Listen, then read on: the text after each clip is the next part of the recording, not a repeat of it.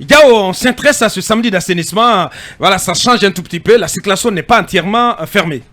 Elle n'est pas entièrement... Vous l'avez constaté ou pas? Parce que je vous ai vu poser la question hier dans le groupe de Team Média. Oui.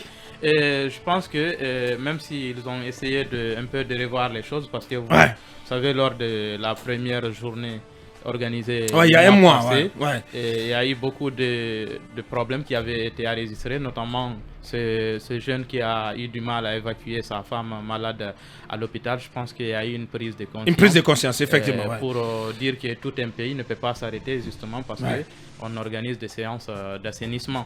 Mais je pense que l'information n'est pas très bien passée. Il y a beaucoup... c'est le lieu de le dire ici. Toute la circulation n'est pas bloquée. Voilà, les usagers n'ont pas toute l'information. Je ne sais pas si à la réalisation on peut nous projeter. Voilà. Si nous prenons par exemple la commune de Dixine, c'est le trajet terrasse Pharmaguinée, donc qui est fermé, donc où il y aura une opération d'assainissement, et le second axe c'est Amdalaï Barry de Flandre, c'est pas Barry la Flandre, jusqu'à Barry de Flandre, normalement jusqu'à Concasseur.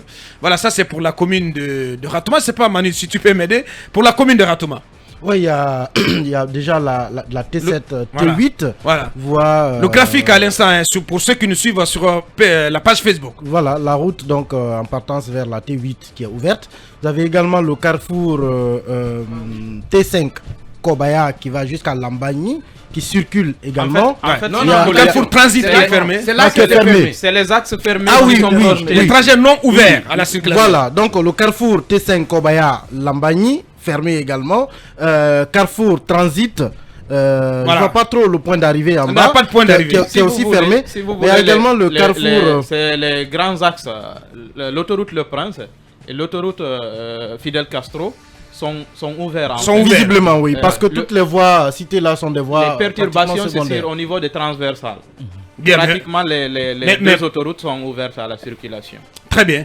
On a constaté aussi que comment je vais appeler ça, la corniche, elle est également ouverte. Elle est également ouverte. Je l'ai pratiquée ce matin. C'est ce qui m'a permis d'arriver là. Seulement au niveau du stade où c'est fermé.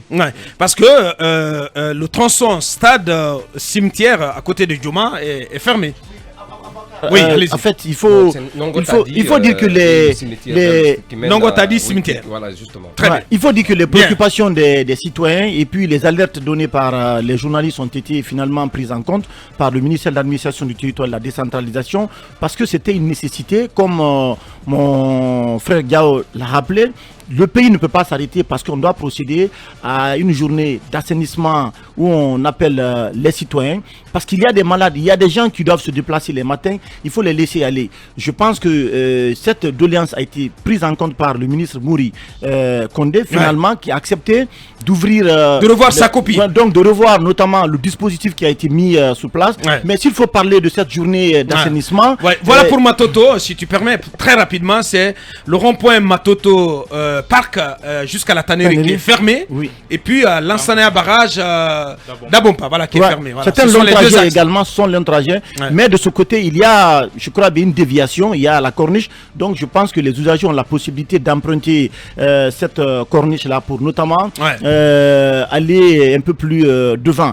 Donc cette journée d'assainissement citoyen, c'est une initiative du président Alpha Condé, parce que c'est lui qui avait initié ces journées d'assainissement ici. Aujourd'hui, est-ce qu'il faut se réjouir de cette deuxième journée? Est-ce qu'il faut tirer autant de compter? Certainement que tu n'avais pas la bonne information sur le gouverneur Mbemba Bangoura.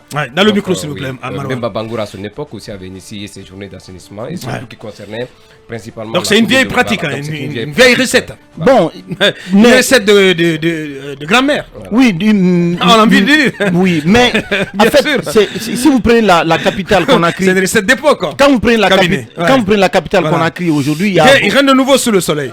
Mais voilà, on va pas aller plus loin.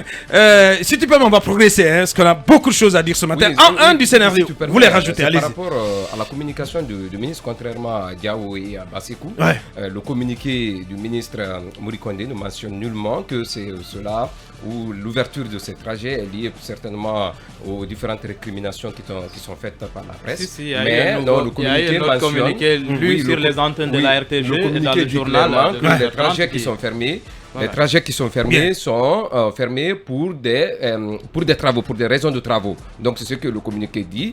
Et il y a des interrogations à faire, surtout quand on observe la dernière journée d'assainissement, elle n'a pas suscité assez d'engouement. Donc il y a non, même pas dire que le trajet Lambani-Kobaya par exemple est fermé pour cause d'utilité. Non, mais ce n'est pas dans tous les cas. À El Bayrak, on assiste à moins de tas d'ordures dans la ville, contrairement aux journées antérieures. Surtout même ceux qui avaient même motivé à la prise de cette décision. Donc il faudrait un peu relativiser un peu vos positions. Bien.